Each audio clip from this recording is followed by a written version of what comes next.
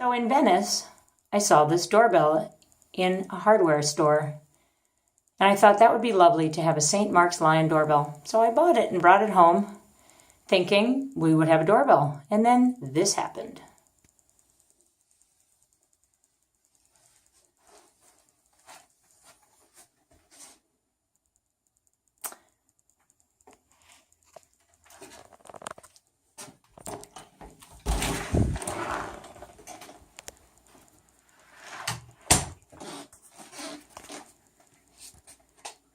Here is the steampunk light, which was of course necessary for the doorbell, because don't all doorbells have steampunk lights?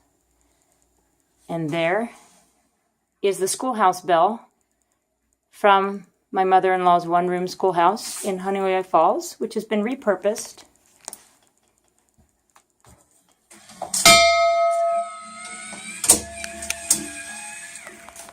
as our new doorbell.